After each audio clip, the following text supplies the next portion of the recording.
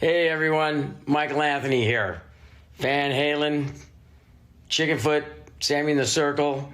But anyway, you're listening to the only podcast that is dedicated to breaking down the entire Van Halen catalog one track at a time. And the podcast will rock. Ow! Hello, baby!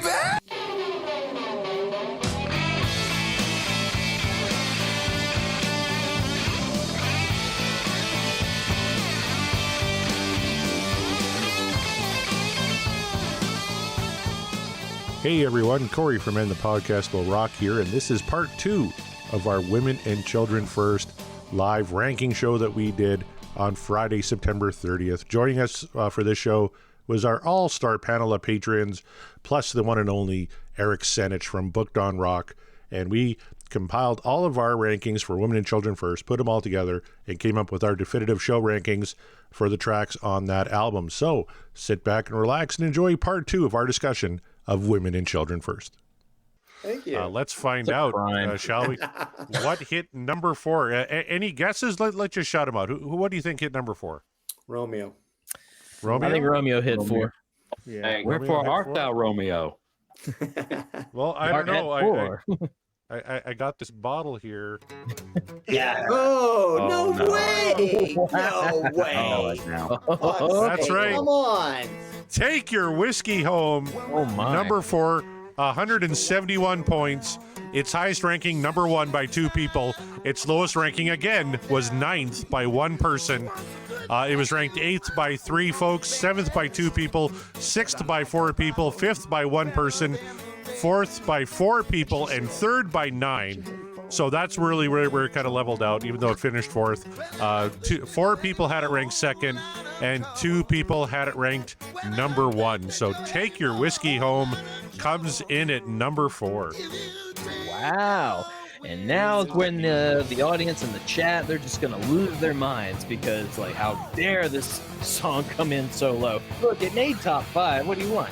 But look, full disclosure. So for me, this was my number 5.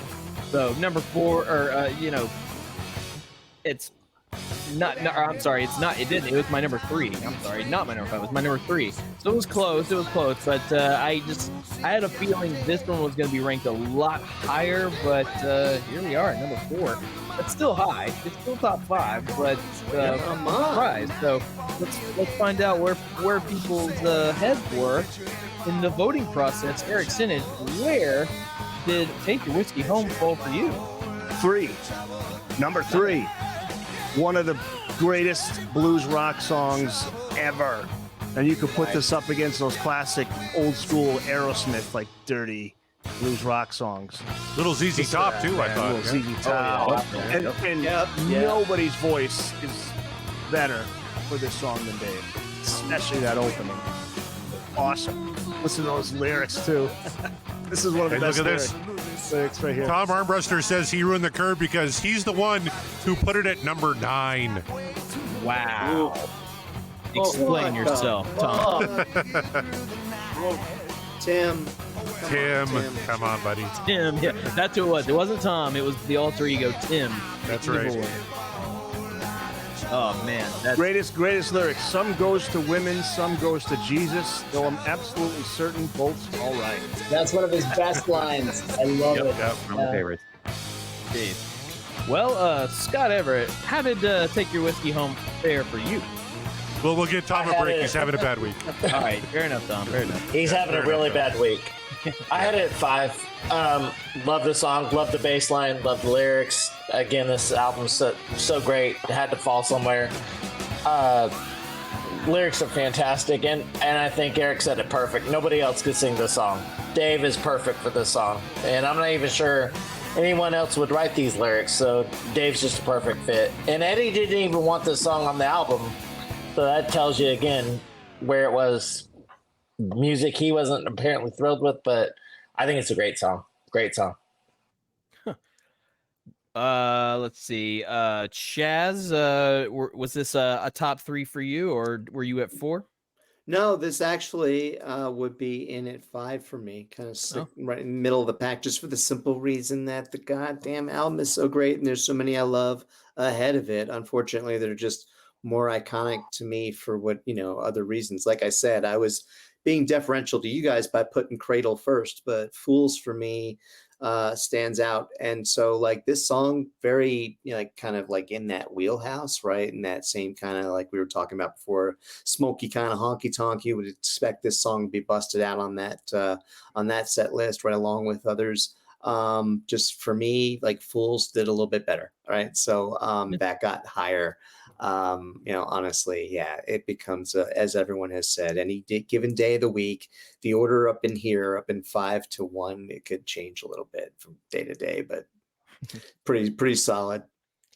It's a common consensus. Like, Yeah, it man. probably will change tomorrow or change next week, or it'll stay the same. But either way, lots of variety fucking there. brilliant, brilliant. Yes.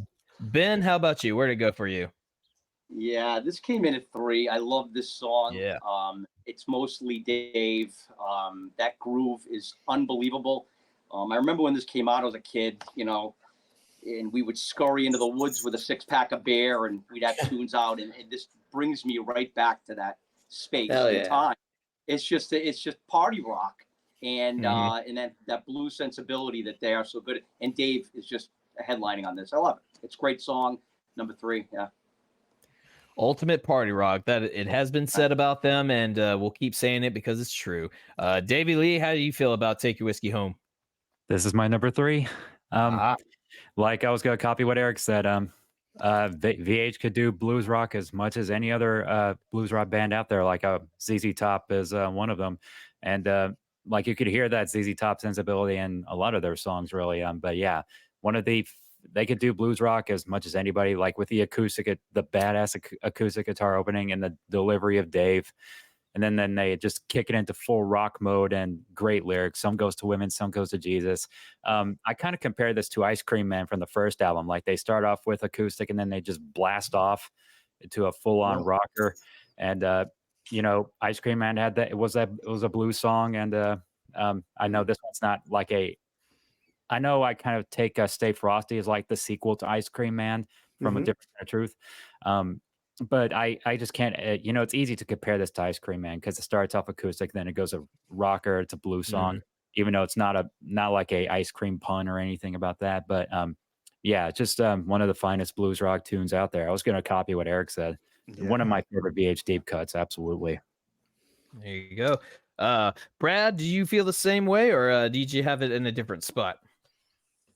I thought I'd be higher with it. And I did my rankings this morning, listening to it on a long drive, kind of going back and forth. And I was just listening to something else. And just this morning, something else kept pushing Take Your Whiskey Home down for me. And ultimately, I had it at 7.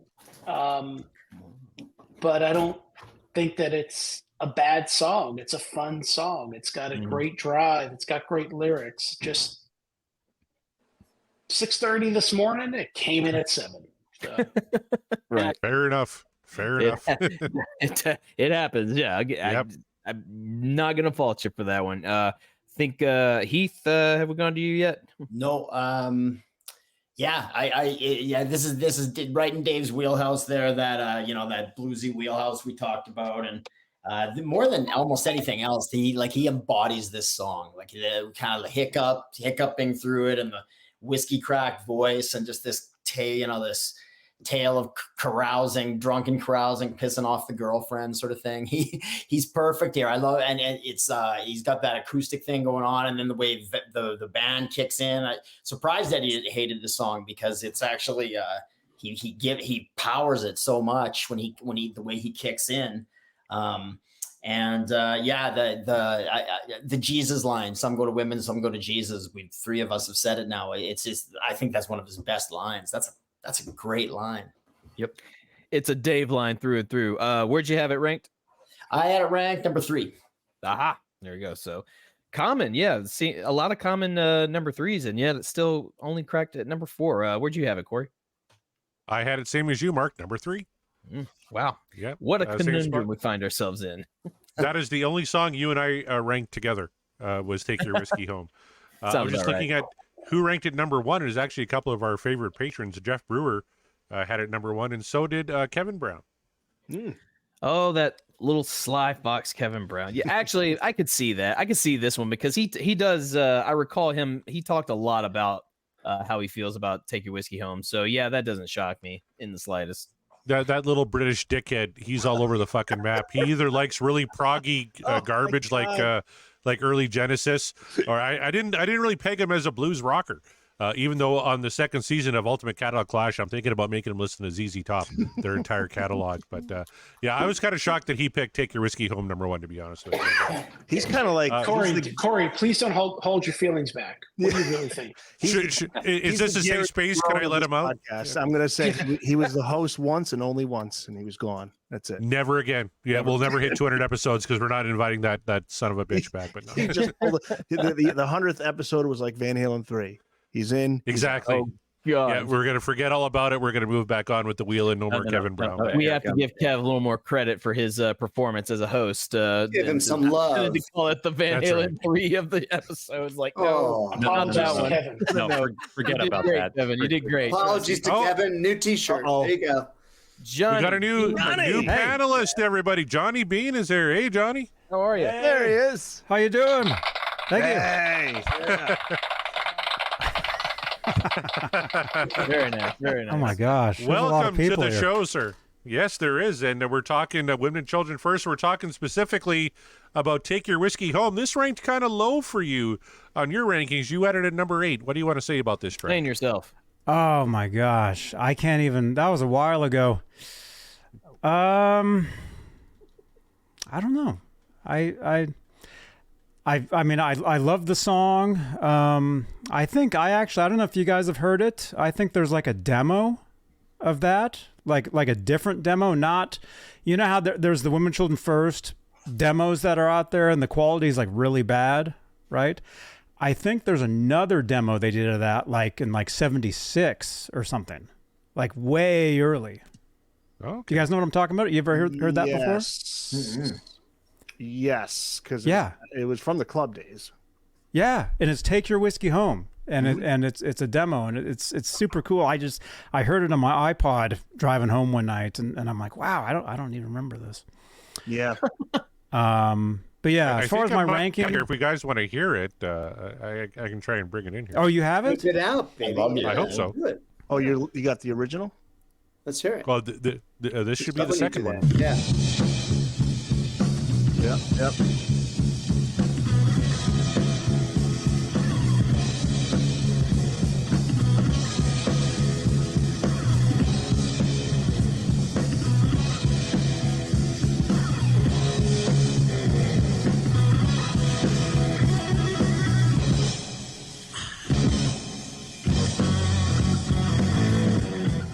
Was that the one you're referring to, Johnny? It might be. Wow. Actually, no. This sounds live. This sounds. Wow. Maybe. I don't know. Maybe it was this. Yeah.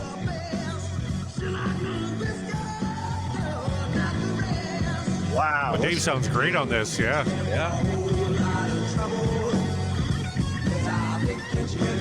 Oh wow. Yeah. That's produced. Awesome. Yeah.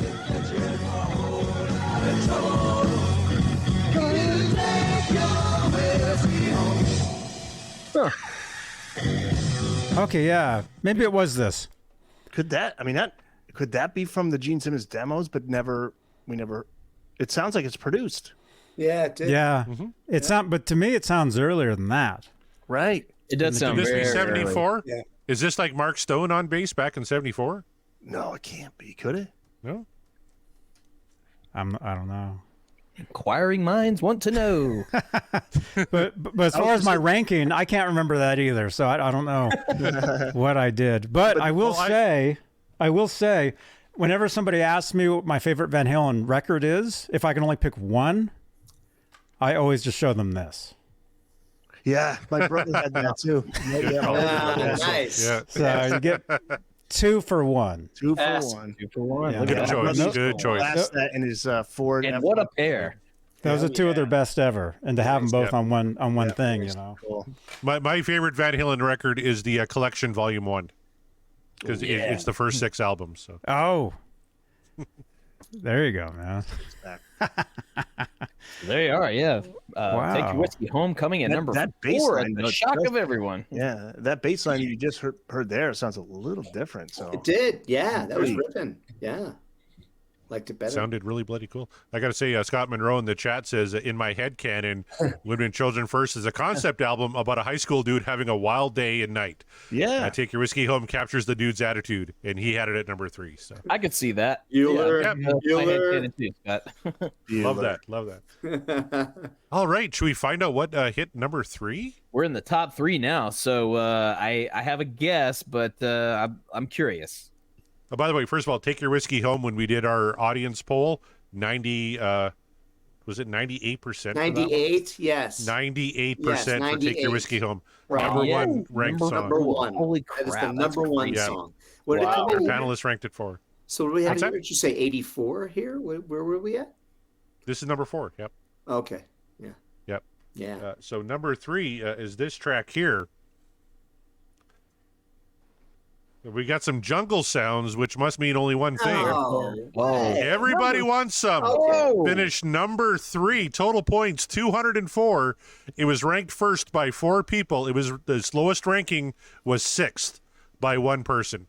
So nobody ranked it 9th, 8th, or 7th. One person ranked it 6th. 3 people ranked it 5th. 9 people ranked it 4th. 8 people ranked it 3rd. 5 people ranked it 2nd. And 4 people ranked it 1st. So everybody wants some. One of the marquee tracks from this record comes in at number 3. Are you guys hearing it? I'm not hearing it. You're not hearing it? No, I don't hear it either. Oh, I could turn it up. Oh. How's that? Yep, now it's loud. I'll be honest with you. I thought this one was going to be the sleeper winner of the race. I thought people were just going to pull a mulligan or something like that, and it was just like, no. Turns out everyone collectively likes this song the best from the album, and I wouldn't have been mad about it, but I would have been a little bit surprised. I think I'm more shocked now that it's number 3. But again, it's really hard to rank these the songs on these albums because this is a great album, and the more we talk about it and the more we sort of re-review the tracks, listen to them as we're talking about them, it's really a testament to just how well done this album is in terms of song structure, in terms of replayability, and just where the boys were when they made this. And number 3 is respectable, but I am shocked that it. I got to say, 2 people currently on the call ranked this number 1. You guys want to raise your hands? Who ranked this number 1? Yeah, who is the number 1? All right, cool. Ben and Davey. Yep. I'm gonna throw it on over to Ben first. All right, Ben, why was this one your number 1? This song to me kind of encapsulates Van Halen. If Van Halen can bring you to a place, when Alex starts in with that rhythmic beating drum, it's tribal, manic, Eddie crashes in, and it's similar to, Hot to Feature in the Classroom, Seaside City, smoking and drinking, the beautiful world. It really, transfers you somewhere. And it's just incredible. All of the musicians just firing. It's an intense, unique song to me. I love the song. You'll hear no argument, but Davey, same sentiment? I was just gonna go with what he said. You're hearing a ripping solo right now. I'm gonna shut up until that ends. There you go. Yeah. Dave said it best. If everybody wants some, I want some too, baby. The jungle beat intro, Dave doing his best Tarzan, and then everybody just comes in with Eddie doing a very heavy riff. And this is the song where Diamond Dave is in peak full Diamond Dave glory, because he's doing that whole I like it when the line runs out the back of the stockings. I've always liked those kind of high heels too. no, don't take them off, don't take them off. Yeah, that's it. A little more to the right, a little more to the right. And at the end of the song, he does a very funny line. Come on, I'll pay it for it. What the fuck? I think she was scratching his back, and that's what he's like, a little more to the right. I can't reach back there. Like, yeah, there you go. That's what's happening. This is quintessential Van Halen right here. Powerful track. For me, this was my number 2, actually. To the shock of probably nobody. Although there's probably a few people out there that would have assumed this was my number 1, but nope. It's number 2, just barely. It has everything you want in as you say, a quintessential Van Halen song. Yeah, this has everything you want. If you want weird swagger Dave, you got it in spades. Not only that, he gets to make animal noises. And honestly, isn't that what you really want in a Van Halen song? Is Dave making animal noises at you?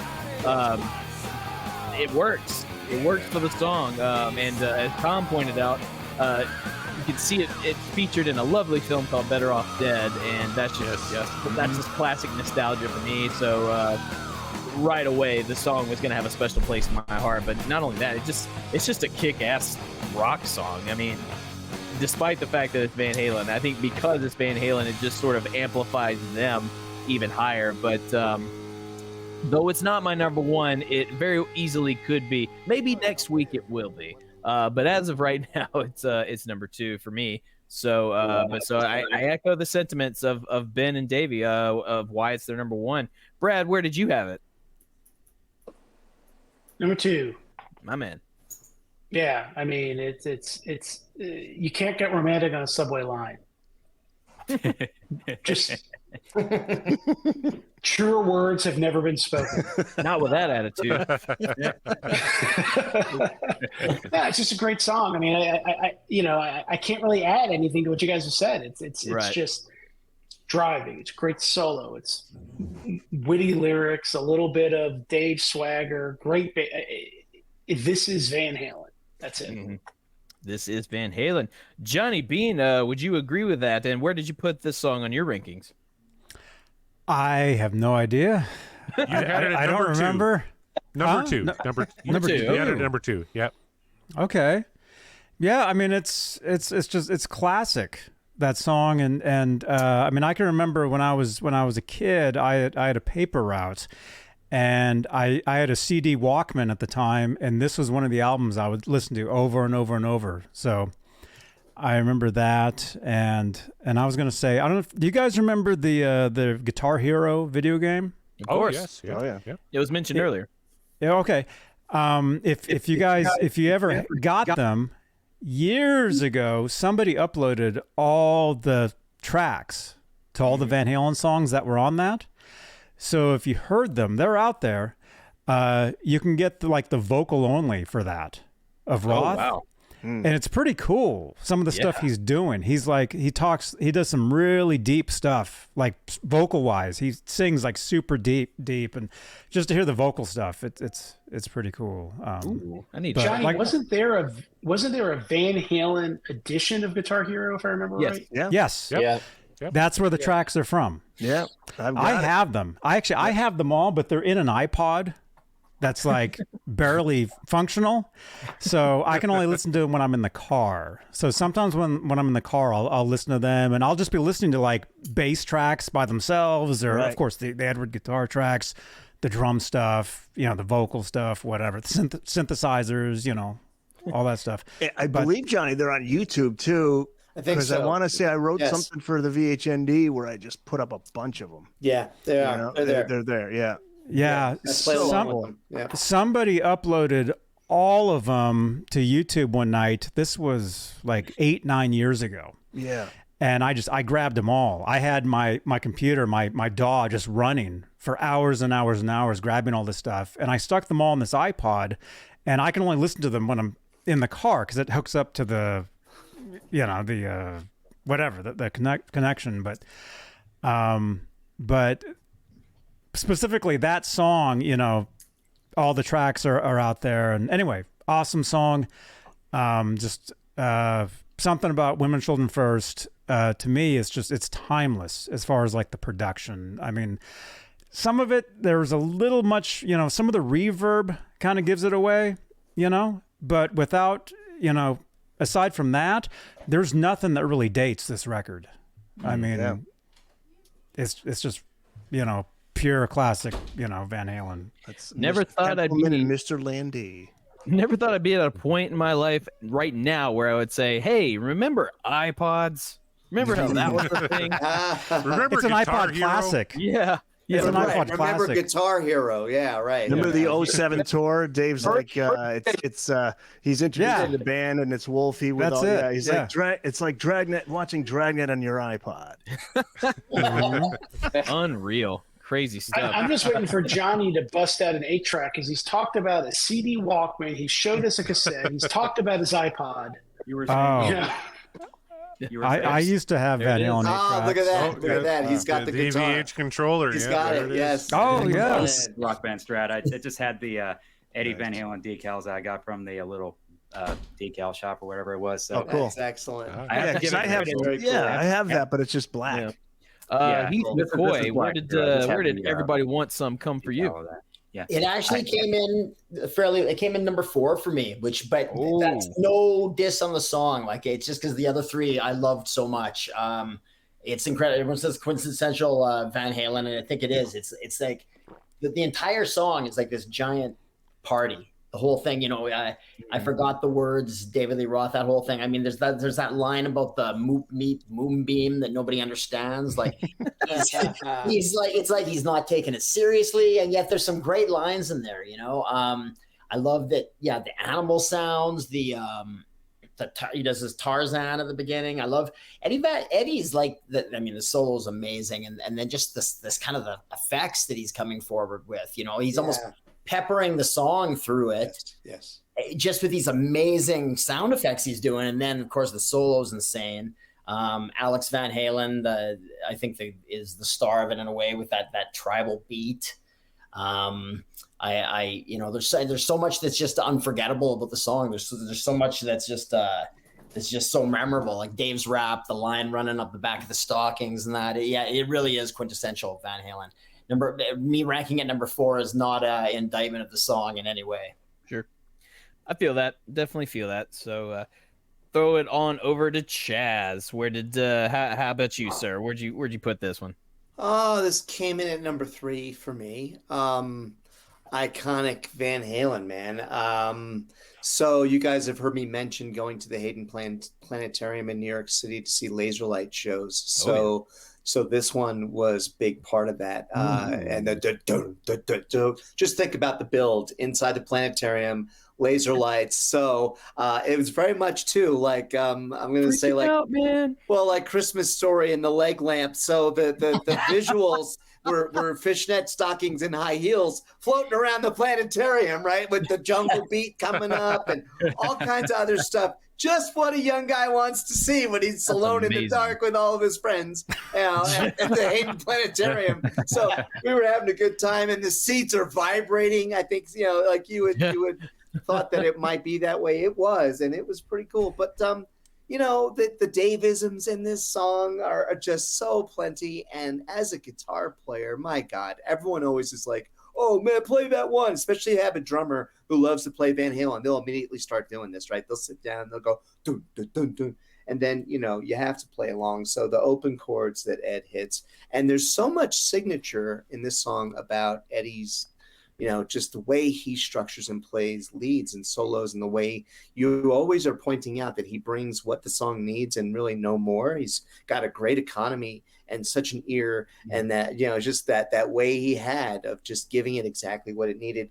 But this is such a great example of like his descending run. So like when I was trying to learn how to play Eddie's style, this is just a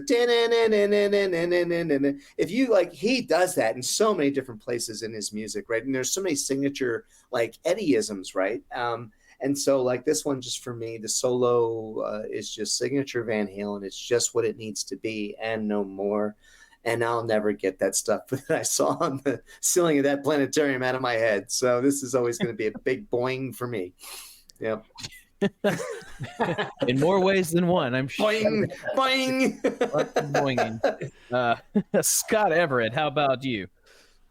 I had it at 4. He stole my steam when he talked about the moonbeam. That the whole damn lyric like ruins the whole song for me. Then I think I hate the term about songs being overplayed and washing it out and ruining the enjoyment of it. But I think this one gets overplayed over some other songs, especially the live version on Sirius XM, and Dave's performance on that live album's just not great, as I've stated before. So kind of ruined it for me, but it's 4, and it's a great song. I mean, Alex is amazing on the song, but as everyone said, so I mean, it's a great song. It's just the album's great, and this is where it landed. But I'm kind of stunned it's not in the top 2, so I feel kind of vindicated where I had it. So we're good. Still good. Yeah. I can't really hold anyone's rankings against them because this was a hard album to rank. I've keep saying it, but it's true. So where you had it is where you had it. You know, that's just kind of where it falls. Corey, where'd you have this one? Well, I had it at number 6, a little low for me. I'm going to echo the other people who said that Take a Ride on a Moonbeam line kind of ruined it for him. It sounds like Dave got hit in the head with a fucking brick and he had an acquired brain injury. The way he delivers that line, it maybe dropped it some. But really, from 1 to 8, they're all pretty interchangeable. I love Everybody Wants Some. There's so much great stuff here. The fact that I ranked it 6 is really no knock on this song at all because I love this track. I just liked, at the time when I was ranking this, 5 a little bit better. And, you know, come on. The movie, and I think to myself, what a wonderful world. Nicely done. Nicely done. Eric, how do you do?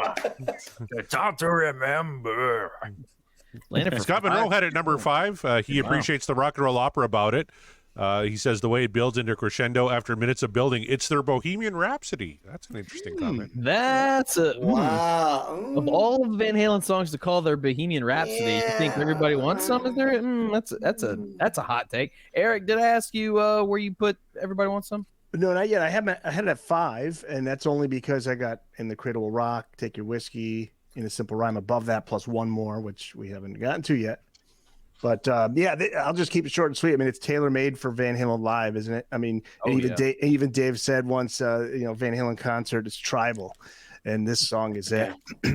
So everybody's covered all the points on this one. It's a classic VH. He said that just so he had the excuse to just make Tarzan and animal noises because Dave is an animal himself. So like I see your game, Dave. You don't fool me. But these number energy 3, drinks. Yeah, and he went on the energy. Okay. Everybody Wants Some on the poll was 90.5%. What Dreams Are Made Of, 9.5%. This dream is over. Some of our special guests who ranked it, Darren Paltrowitz, ranked it number 1, as did Fast Fred himself. Todd McGinnity ranked it number 1. So I feel that. Not surprised by that. I feel it. Yep.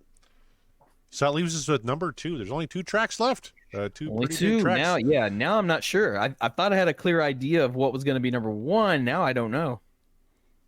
Well, I tell you, we have what probably the biggest hit off the album and a song that one person on the panel called the best deep cut in Van Halen history. I'm looking at you, Rick Sanich. You called it this. Mine is 2. My number 1 is 2. Oh, I see. Wow. Yeah. Number 2, Romeo Delight. Total points, 206. This was tied with And the Cradle Will Rock for the longest time, and it was just the last few ballots that bumped it to number 2. Its highest ranking was number 1. 9 people ranked it number 1, including myself. Its lowest ranking was 9th. Somebody actually ranked Romeo Delight at number 9. So it ranked 9th once, 8th once. There. No kidding. 7th 2 times, 5th 4 times, 4th 3 times, 3rd 2 times, 2nd 8 times, and 1st 9 times. So majority of people on this one ranked it number 1 9 times. Yet it finishes number 2 on our rankings, Romeo Delight. I'm going to look back and see who ranked this number 9 while Mark goes around the room. Yeah, they here. Yeah, taken to task. If you're Hope it's not me. Where are you? Oh, they are. Now, Brad, I don't know if this is your updated listings or not, but you had Romeo Delight, number 9. No. Brad. I had it. Oh, did you? No, I did not. I had it 8. 8. Okay, so I didn't get your latest rankings in time then. Guys, that is not much better. No, listen. Better than 10. Go back to the last. Hey, it's okay. Listen. Go back to Everybody Wants Some. There was nothing after like 5, right? This one was all over the place. But I had this one 8 and Tora Tora 9. Oh man, It's a great song though. But it's the thing. Listen, this is like which is the worst of a really good stack, right? You know, I know, it's like, you can't do it. Yep. Yeah. Which is the ugliest supermodel, right? You know, Yeah. it's It's a good problem to have, yes. Yeah. it really is. It's not like this is spanked. Thank you.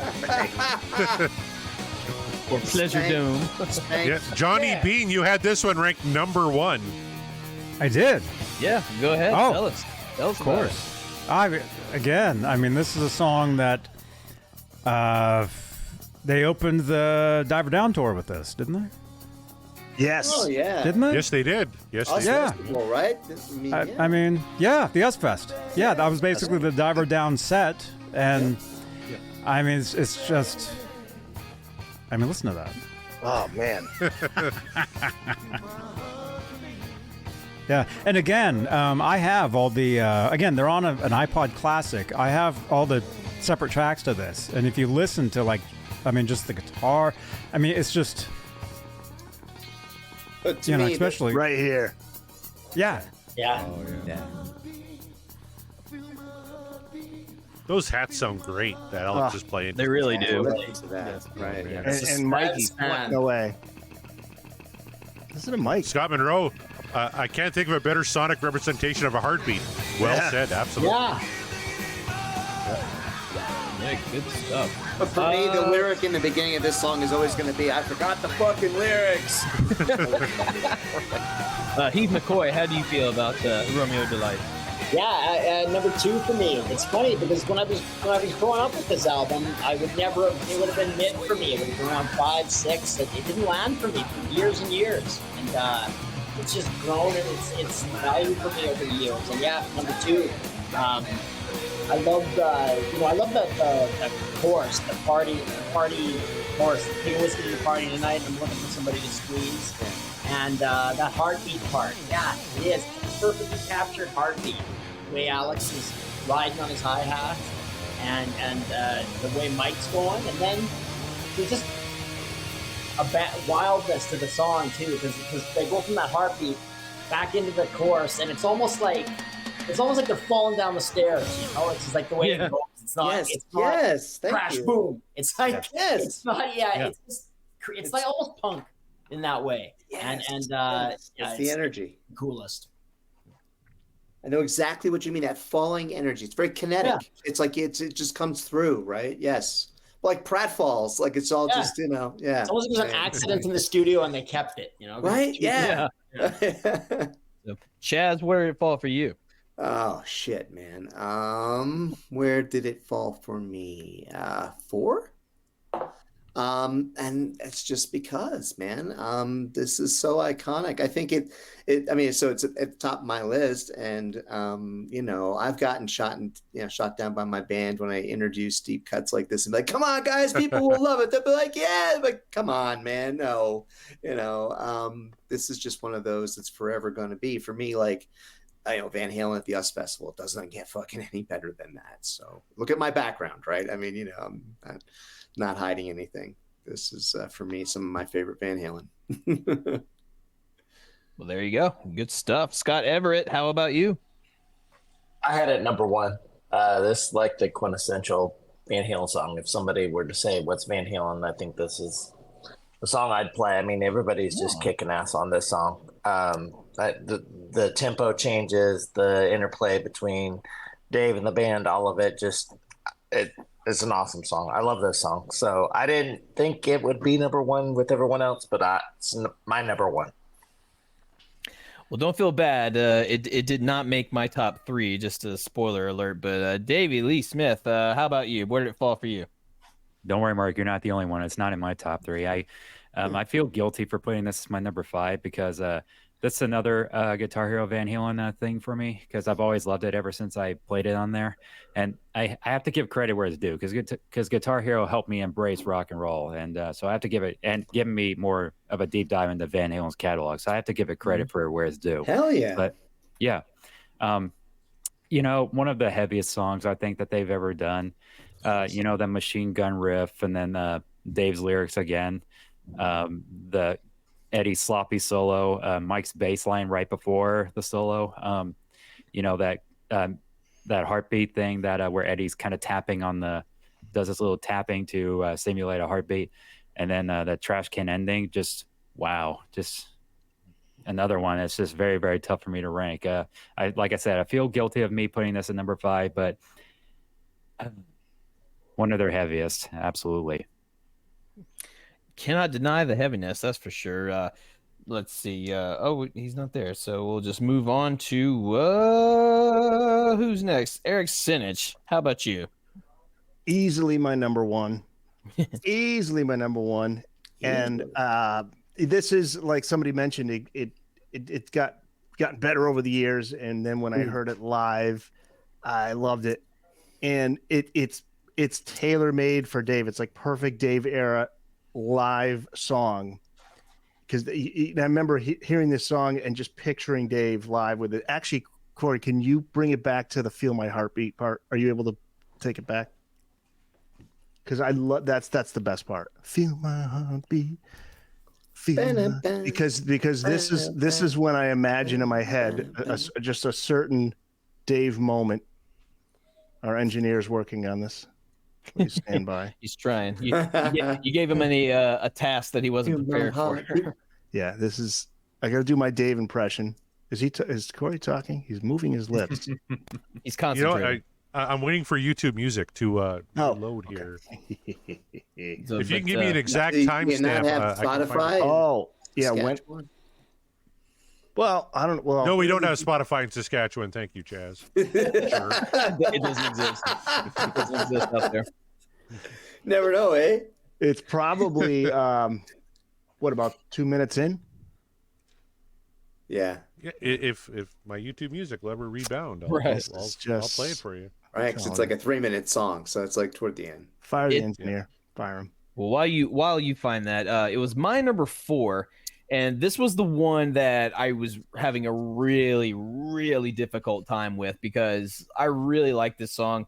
But I couldn't put it past my number 1 and my number 2. So I thought maybe it was going to get the 3 spot, and it just narrowly got beat out by Take Your Whiskey Home. And I can't even really tell you why. Just that I guess Take Your Whiskey sort of spoke to my heart a little bit more than Romeo Delight did, but just barely. And that's why it made number 4. But again, I had a tough time ranking a lot of these songs.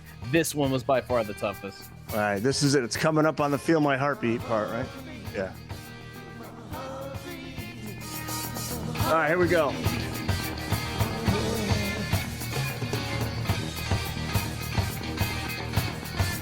Hey, Eric, I challenge you on the Battle of the Dave impressions. Let's see who can do the better Dave.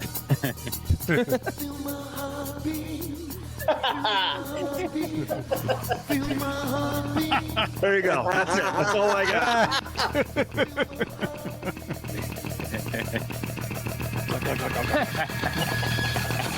It was like it was made for Dave to do that in concert. We're building tension here. That's what he says in the old 7 tour. Let's see. Did I get everybody? Who's next? Who's it? Corey, are you next? Oh yeah, I had it number 1. That's your number 1. Of course. One of my favorite Van Halen deep cuts of all time. Mm-hmm. Love Romeo Tonight. I kind of lived by the line, I'm taking my whiskey to the party tonight and I'm looking for somebody to squeeze. But I was in Plentywood, Montana at the Ejaculate and Evacuate. Mm-hmm. I was looking for somebody to squeeze. There you were. Oh boy, there's a really bad Montana joke in there somewhere, but I'm not the one to make it.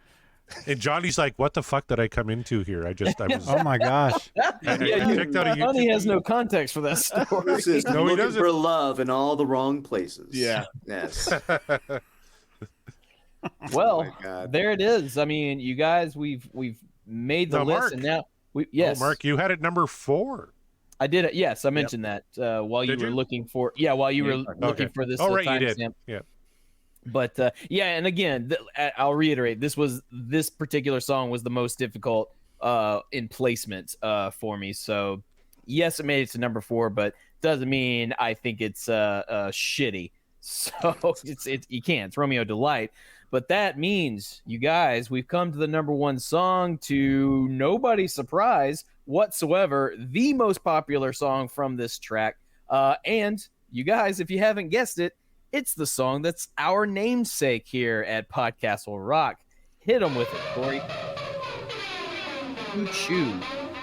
That's right. Number 1, and the Cradle Will Rock, 222 total points.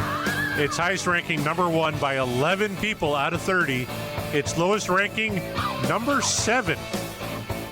I was kind of shocked that somebody had this one number 7. Then we had 4 votes at number 5, 5 votes at number 4, 2 votes at number 3, 7 votes at number 2, and 11 votes at number 1. So, and the Cradle Will Rock, our theme song, finishing number 1 on Women and Children First, to the shock and surprise of no one. I mean, I just want to say to all of our voters in this particular venture, I'm very proud of all of you for not placing this one at number 9. For the simple fact that like, whatever, I've heard this song so many times, I'm just gonna put it last, because fuck it. Like, thank you for not doing that, because you would be absurd. It is an interesting 1 vote for number 7, but he's on the call. He's on the call. If they want to be so Was bold, it Brad again? No, it's Johnny Bean. It was Johnny Bean. No! Oh! And he didn't even know it. Okay. I had no idea. Look at the surprise. I had no idea. He has an alter ego. He doesn't even know. The consensus of this whole night has been this. He looks this embarrassed. This album has been very difficult to rank because there's so many bangers. One could argue it's 9 full bang, or like 8.5, I guess. Bangers and slappers, man. Bangers and slappers. Bangers So and slappers. some of these songs gotta go where they gotta go because other tracks just feel a little better. So for you, I'm just going to assume that you were kind of thinking maybe this one was overplayed enough, so you're just gonna throw it kind of not quite to the end, but to the back of the list. Am I right? Me? Oh, Yeah. I have no memory of actually rating any of these songs. I think I was just told, hey, his background, guys. Come on. There's no way Huh? you rank this. Look at that. Yes. There's no way you put this at 7. No way. You didn't know what was yeah. happening. We'll give I you have no that. memory of actually doing that, but like I said, I love this song. Maybe it is. I've heard it, a billion. I mean, we've all heard it a billion times. Cradle fatigue. There you go. Yeah, maybe. Johnny Yeah. Johnny Christmas treat the Scantron on this. He doesn't remember what he did. I really have no memory. I think, yeah. It was a while ago when you submitted these, so we'll definitely give you a pass on that. Cool. But yeah, it's fine. It's fine. We won't hold that against you at all. Heath McCoy, where did you put this one for you? It was number 1 for me.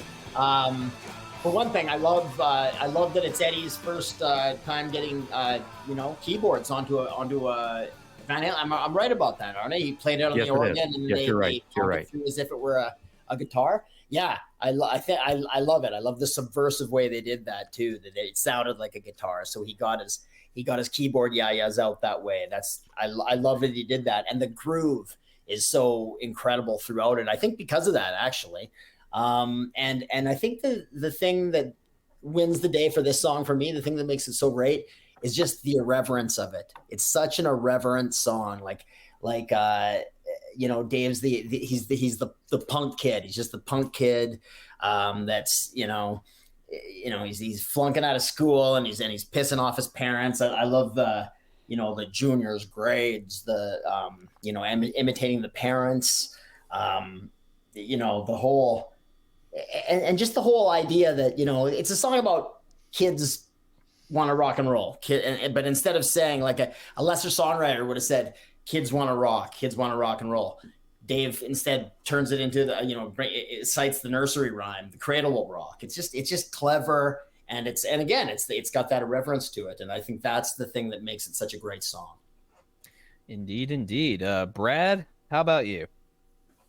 Number one. So this one I got right. Yes, you did.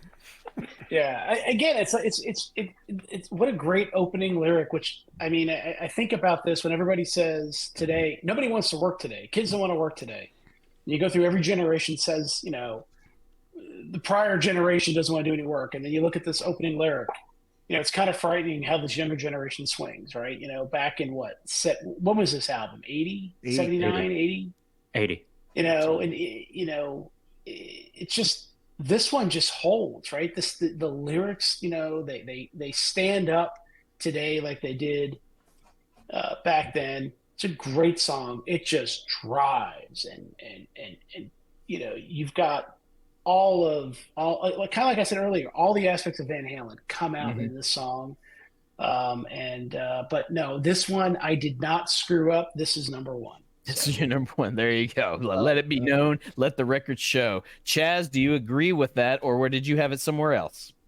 No, I actually put it in at number one. I mean, as I was saying, it was in deference to you guys, but no, I mean, to me, this is like, I mean, come on, it doesn't get any more iconic.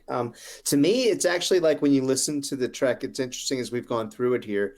It's for me probably like the most finished song on this album because of like what we had described about some of the other tunes, feeling in various states of just like, you know, really kind of more. This feels really organized and very well structured and like the most complete song of the whole album. But that said, it's just so powerful. And I mean, everything Heath said about the themes for the entire record coming through right from, you know, the outset here. Have you seen Junior's grades? It's all about this kid. And then the whole rest of the record becomes basically this kid's narrative. The guy that's being spoken about here is kind of the way I've looked at it. And if you haven't guessed, you know, I strongly identified with that individual. So this, all these songs have meant so much to me, but it's just so curious that in my overall six pack, right, it's at the bottom, but it's like, yeah, it's just goddamn forced. Maybe it's because it's got a couple of outlier tracks and they're just so different and kind of disparate. Because all in all, man, this is brilliant. So this song rocks. It very well could be. You'll have to figure that out. You know, talk to yourself about and try to figure it out. You know, work with yourself about why you feel so strongly about putting it at the bottom, and figure it out. Just kidding. Scott, how about you, man?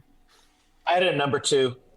Groove is just so dirty and funky. It's just a fantastic song, and I think everyone said it. You know, one of my favorite things about the 2007 tour was everyone was wondering if Dave was cool with Wolf playing bass in the band, and when they changed the lyrics to "Have you seen Wolfie's grades" during the tour, it kind of made it cool that, hey, Dave may be cool with Wolf playing bass in the band during that tour and all that moving forward. So it's a great song, and again, a lot of fun, a lot of funk. It's just great. I would have loved to have seen that live. Would have loved to have seen them live at all, but sadly, never got the chance and won't. But C'est la vie, David Lee. Where did you pet this song? This was a tough debate for me to put this in my number one because I initially had this in number one, but I had this in number two, just barely behind Everybody Wants Some, because this song's very sentimental to me. It's one of the very first Van Halen songs that I've ever heard. I grew up with this song a lot back when I was a wee lad. And, you know, driving home from my grandmother's house after days of school, you know, from little millennial like myself. But yeah, the tough debate for me to put this number one or number two, because, you know, the Wurlitzer electric piano plugged into a Marshall speaker to start it off. It's a very cool effect. And then, you know, Eddie does his Eddie thing. the message of any rock and roller or any rock and roll podcast is rock on. So they said that many times throughout the song. So whenever they scream rock on, so yeah, rock on boys, rock on. And then very, very memorable moment for me is one of my very, very, very favorite Dave-isms. Have you seen Junior's Grades? Yes. Never gets old for me. One of my very favorite Dave-isms right there. So very, very sentimental song for me. It's one of the very first songs from Van Halen I've ever heard, along with Jump and Panama. I remember very clearly growing up with it. So I wanted this to be number one for quite a while. But after hearing this album, I think it was Monday or Tuesday, Corey, when I sent you the rankings. Yeah. I listened to it once right before I sent the rankings to you. And I was like, then when I heard Everybody Wants Some, I was like, oh my this is so tough. But yeah, it just had to be there. So it's very sentimental for me. Very well. Rock on we must. So and now we throw it over to Eric Sinich to explain to us why he absolutely despises this song at number one. He didn't want it to be at number one at all. No, Explain. not at all. I have it at 4, behind Romeo, In a Simple Rhyme, and Take Your Whiskey Home. But maybe because maybe I'm with Johnny a little bit. Maybe just because I've heard it so many times that it's lost its effect. But I mean, this is a classic. And there was an interview with Al from '95 that Alan Berry just put up on the Tapes Archive, and we put it on VHND. And Alex was talking about the songwriting process and how Al and Ed just jammed continuously, day after day, night after night. And then when something came up, they worked with it, and that's what they did with this one. And it was like what Eddie said, 2 straight weeks, 2 hours a day, just working on that main riff until they finally broke through and got the rest of the song. And that says it all about the magic of Ed and Al, and of course Dave coming in and have you seen Junior's Grades, man? That's classic. That is classic. Well, you see, and what you just said, Eric, leads me to say that then everything Al did, his contribution to the songwriting is absolutely this argument before. Yeah, man, totally. All right, so I won't be redundant. Yeah, man, that totally supports that. Well, yeah, I mean, it certainly was a magic with those two. There's no question, and Al hasn't played with anybody other than his dad and his brother. Yeah. Outside, of course, the rest of the guys in the band, but like he has not, I don't think he will. Like Wolfgang said, I don't think he can get himself to do it emotionally to get out there with anybody else.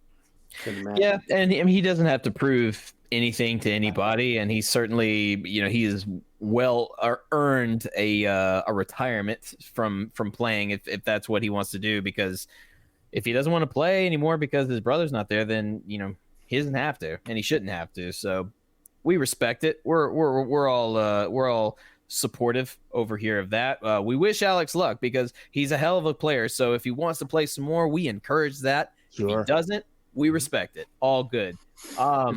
This, of course, every Cradle Will Rock, obviously my number one, because it has to be. It's one of my all-time favorite Van Halen songs. It's definitely one that kind of helped shape my musical journey in terms of Van Halen fandom. And I know everyone keeps mentioning Dave's line of "Have you seen Junior's Grades?" And it just it's funny because it seems like it's out of left field, but it's really not. If you listen to the content of the song, it kind of fits, but it's just funny, his delivery. And but there's a reason why we all remember it. It sticks out. It's just a good line, on top of the fact that the rest of the song just absolutely rocks, much like The Cradle, as Dave is talking about. It rocks. It is, in my opinion, one of the staples of the Van Halen catalog. And again, we named our podcast after it, so there's a special sentimentality involved. So there was no competition. It had to be my number one.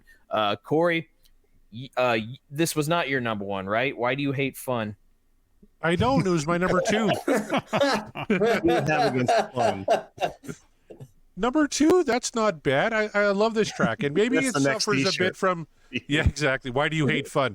Thief of Joy, I think, is my quote. Thief of Joy. I'm just a thief of joy. But I just want to bring this up. I think I'm treating Johnny unfairly. I found the email that you sent me. Oh, and here's my list of songs off Women and Children First. This is you ranking Tora Tora above Cradle Will Rock. Do you deny this, sir, or was this an imposter? Maybe. Which list? Which way does this go? Yeah, it could go the Romeo other one way. or Tora.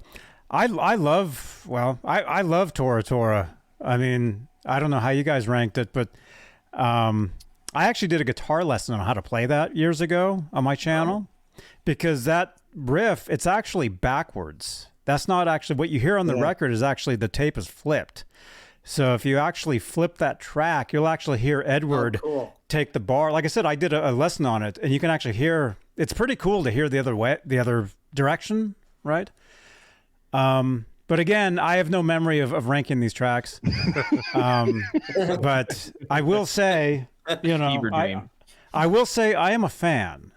Okay, I mean, I do have the book. Yeah. Oh, very nice. Very nice. I found this I was in LA recently, and it was like $10. Cool. Nice. Oh, cool. So Oh, well, I don't know if you guys have ever seen this, but it's pretty. I've never seen the Women and Children. No, that's program great. for It's pretty amazing stuff. Yeah. Oh, that's awesome. Fantastic. Yeah. $10 well spent. Yeah. Yeah. You can't so get a Coke in LA for $10. Yeah, you see? got that? Oh my god! there it Wow. is. So again, I have no memory of ranking that stuff, but I grew up on it, and Look at Corey pulling that evidence out, like Johnny on the spot. over 30 photos of OJ with the Bruno Maglis. He's just like, here it is. You deny this, sir? The Bruno Maglis. Oh my god! Where is Johnny it? Doesn't Bean fit. You must have quit. he made that list Doesn't under fit. You must have Foggy quit. Drunken Fever Dream. It's on some Johnny Walker or something, and he's like, yeah, I don't know, we'll put that song there and there because chaos. But hey, look, we're all agents of chaos here, so we appreciate the wrench you try to throw in there. However, the rankings be the rankings, and now we have officially completed it. You guys, we completed another album in this journey for the Podcast Will Rock. So yeah, give yourself a round of applause, everyone in the chat. Not the lurkers this time, just the participants.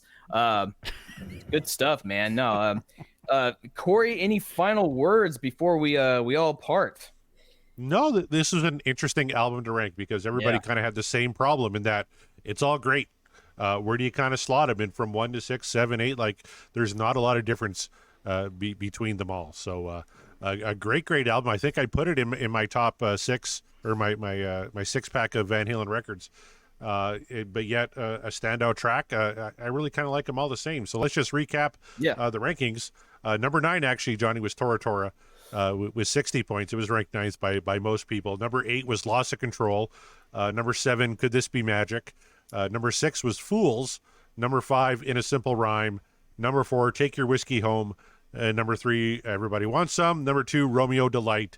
And number 1, Cradle Will Rock. And it was Romeo Delight in the lead for the longest time. It was the last 4 or 5 ballots that came in that really kind of pushed and the Cradle Will Rock to the number 1 spot. But it finished with, 18 points ahead of Romeo Delight. So very close race overall. A couple of these, Could This Be Magic, Loss of Control, the difference was 1 point, just one ranking separated those two. So great record. And I'm looking forward to, this is now the second album we've completely finished, Mark. And we got a couple of records, like 1984. We have one song left.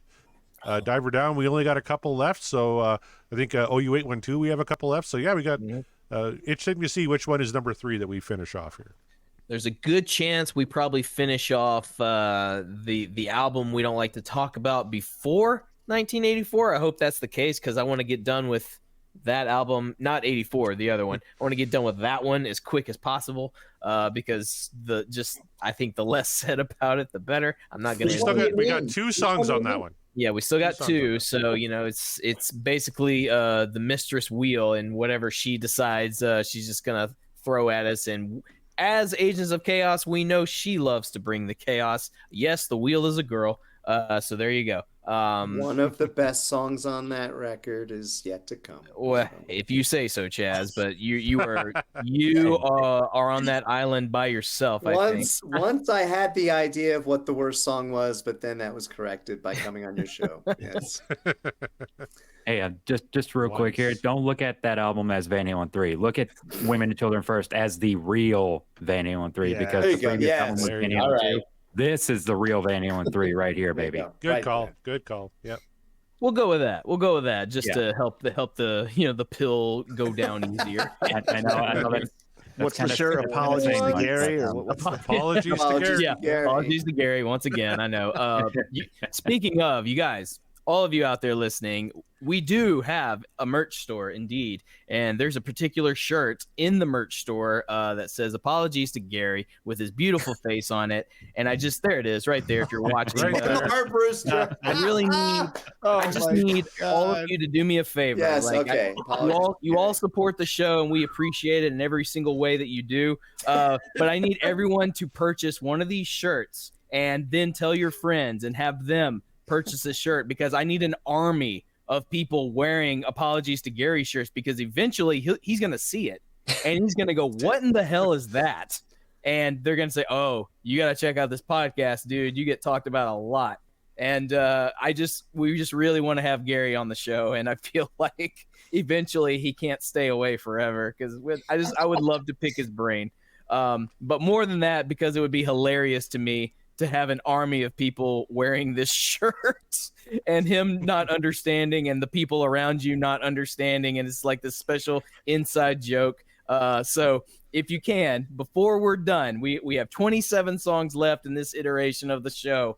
Where we go from here, that's still up in the air, but it's on you guys. We need you to get those shirts. If you don't get any other shirts in the merch store, get the Apologies to Gary. Because grab this one too. I like this one because the 100% certified Van Halen expert. Everybody's a Van Halen expert but us. So that's true. Please lord it over us. Yeah, lord it over us by wearing the shirt. These are the only shirts Corey and I are not allowed to wear, because everyone else we are can not be experts except for us. So and look at that ejaculate and evacuate. There's some great stuff, courtesy mostly of our friend Kevin Brown, because I'm going to send you one, Eric. There it is, Plentywood, Montana. I'm going to send you one. Montana. The ejaculation graphic followed by a man evacuating. Also wear these, because I think having an army of people wearing this shirt also would just put a big smile on my face. It's not just premature ejaculation; it's premature evacuation. It is. Right. And it's I just can't believe America has a convenience store that's called the Come and Go, K-U-M, Come and Go, and Go. spelled K-U-M. Yeah, it's a real thing. I wish I could tell you it's a joke. It's not a joke. It's real. It's still funny. I believe Russell Brand works behind the counter at that store. From what I hear. But also probably. I did not do those things. Put your fucking hands down.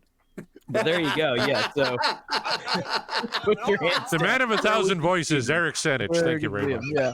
But go to podcastlerock.com, find our merch store there. You can also find all the backlog episodes, all the things that we got going on. Also, you can find us on Twitter, X, wherever the hell that app's called before it implodes, at Podcast Will Rock. And then we got a Facebook page. And so that's where you can find us if you want to communicate with us directly. I'm at Mark the Bat. Corey is at CD Morissette, but he's kind of like, don't bother me. I'm not. Yeah, I'm just whatever. Yeah, he's got his quit hands telling full. me I suck. I get it. I suck. He's got his hands full taking over all of the other podcasts. He's got time to tweet at you. So That's right. X, or what do you call him? Is like to X at you? This is no, I'm still. It's still Twitter. Fuck Elon Don't Musk. X me, bro. Yeah. Screw Elon Musk. There you go. But executing. Big round of applause, big cheers to all of our fine panelists that joined us on the show, all you guys that showed up for the live show, and most of you show up every time, and we love that. And Johnny. Why don't we go around the horn and let everybody plug whatever they got coming on? Let's start with Johnny Bean. I love his YouTube channel. Johnny, it's so great that you were able to log in tonight and join us here. I told you we got to get you on one of our episodes proper. What we do is we put every single Van Halen song on a wheel. Every week we spin the wheel and we talk about whatever comes up. We got 27 tracks left, so if you're up for it, maybe sometime in October, November, we'll get you on the show. We'll spin the reel and we'll talk about a random track. But before then, why don't you tell the folks about what you got going on? Yeah. My name is Johnny Bean. I've been doing YouTube for almost 19 years or whatever, 18 years. And I do a Van Halen show. I call it exclusively Van Halen.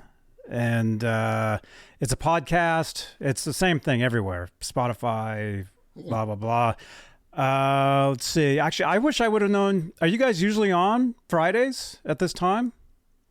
No, Well, these are just special live shows. It's just yeah. Whenever. But I wish I would have known, because actually I do a show. I talk Kramer guitars every Friday, 8 p.m. Eastern. And so I had just done like a 3-hour show, and I got done and I just opened up YouTube and I saw you guys were on.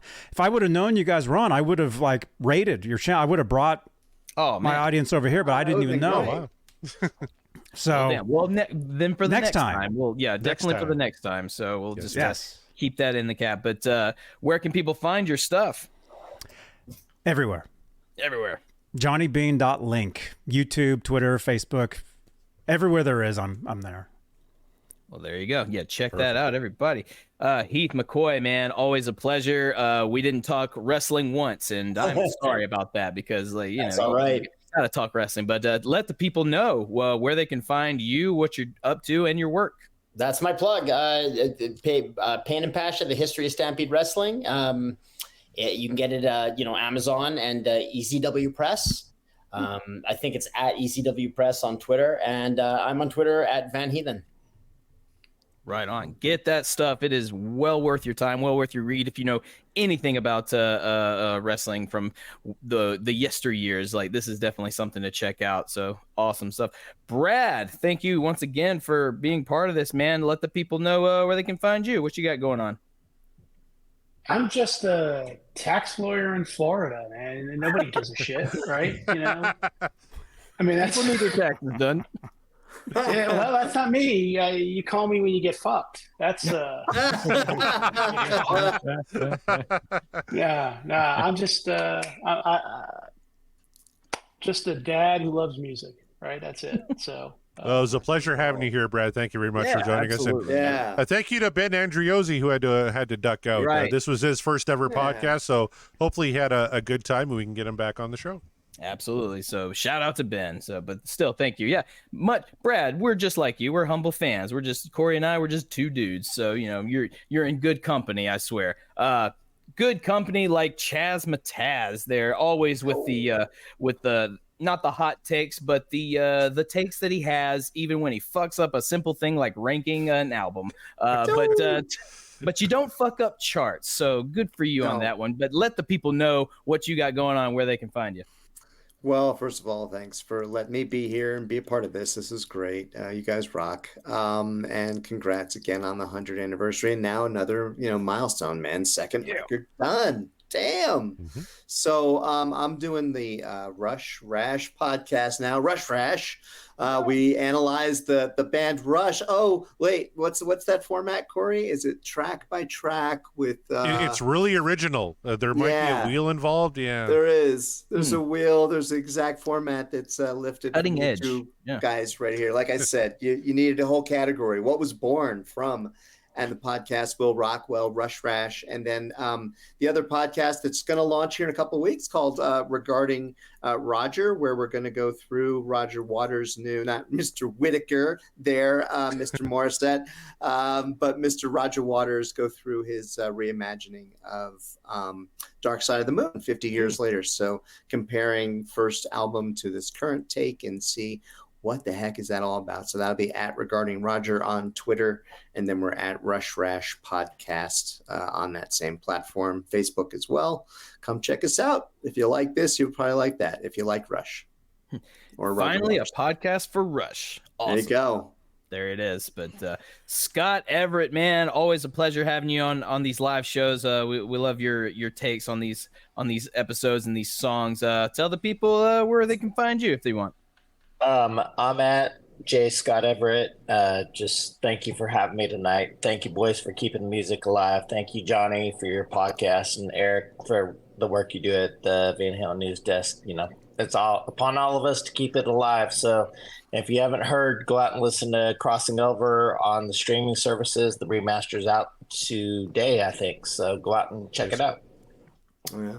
There's your homework assignment, everyone. Good stuff. So, Davey Lee Smith, always good, always a pleasure, dude. Good to see you. Let the people know what you got going on, where they can find you. Likewise, man. Thank you for having me back on. It was back at the start of the year when we did Center Swing, and now it's almost the end of the year when I get to hang out with you guys again. I'm serious. I wish I honestly wish I wasn't working on the weekend so I can hang out and do these live streams with you a lot more often. Or at least just talk more Van Halen with you guys, because I'm always down with that. But yeah, like I said, thanks again for letting me on here and hang with you guys again. So I'm on Twitter at Davey Lee Smitty.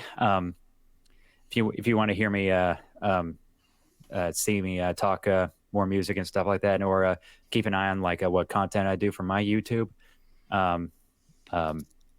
which is mainly like game content and all that stuff. And I want to get more ambitious with my projects I want to get into, but I may need a little bit more freedom for that to actually come to fruition. But I would love to be more ambitious, like maybe do fully fleshed out reviews of maybe games or hey, even albums, or because I have done a few Van Halen albums, but they weren't really fully fleshed out, or I guess you would call it like a professional review because of all the uhs and the ums and all that stuff, and like I'm doing now. But I'd love to get more ambitious with my content and all that stuff, but that's probably gonna be sometime down the road. But again, thank you for having me back on here and hanging with you guys again, and especially like guys like Eric Senich and all the other guys in here too. So it's been a pleasure.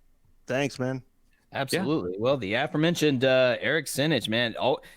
You come here, you spit your knowledge, and we just eat it up, man. And you're doing great work over there at the Van Halen News Desk. We mention it every single episode because you guys just bring it, and you're a good dude. So let the people know where they can find you and what you got going on.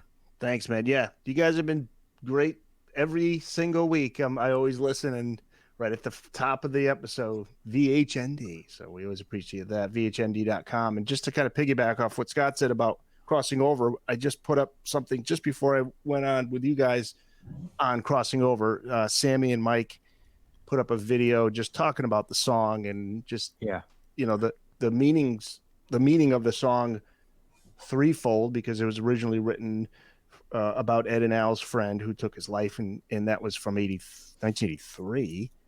And then 95, they write about Ed Loeffler, their manager who passed. And now with Eddie gone, it's got even more deeper meaning.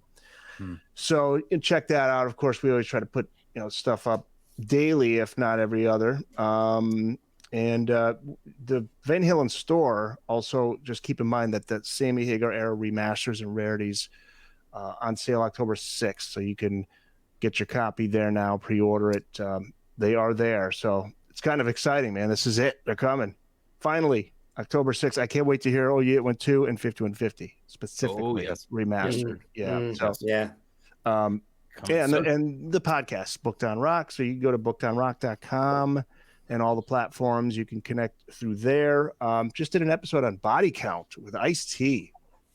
You guys remember that band, the metal band? Yeah. Oh, yes. They put out some good stuff in the last few years. Yep. And an episode on Counting Crows. We had one on Warren Zevon. We had one on David Bowie. Ozzy, Liberty, DeVito, Billy Joel's drummer was on. Oh, yeah. Nice.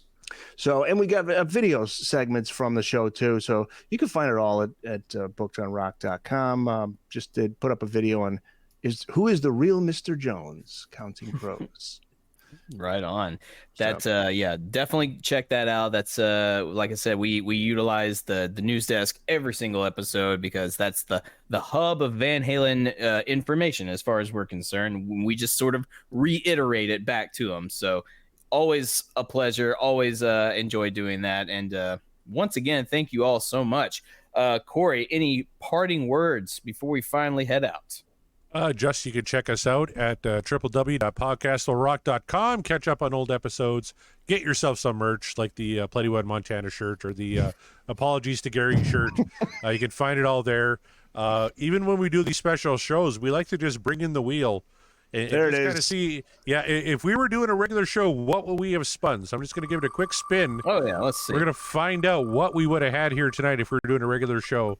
Spanked. Oh no! Oh no! I would have been the trouble with never from a different kind of truth. It was so close to Pleasure Dome. Yeah, So that would've been good. It was, yeah. That Oh, would've been Atomic good. Punk was right there too. Yeah, we had some good stuff. So Those two that- A Different Kind of True songs are my manifestations. Oh, nice. Well, they are going to stay on the wheel for the next time that we do this. We're going to get Eric back on. We got to get Johnny on. We got 27 songs left on the wheel from the Van Halen catalog. So we got some good ones still on there. Summer Nights is still on there. Dance the Night Away is still on there. Oh, Jamie's Sophie, now. Crying. Josephine is still on there. You betcha. So, next week we'll be going back to the wheel, but we just celebrated episode 100 too. So if you want to go back and check out our 2-part 100th episode, that was a lot of fun. Thank you all for contributing to the show tonight. And Mark, why don't you wrap us up here and take us home? Take your whiskey home, if you will. Well, grab whatever's left of your drink. I am empty over empty. here, so the show is over. Therefore, the only thing left to do is to take what's left of your whiskey and go on home. You don't have to go home, but you can't stay here unless you're gonna watch past videos, which you absolutely should. Tell your friends about the show if they like Van Halen whatsoever. Tell them if they like listening to a couple of schmucks just kind of gab on about a band we like.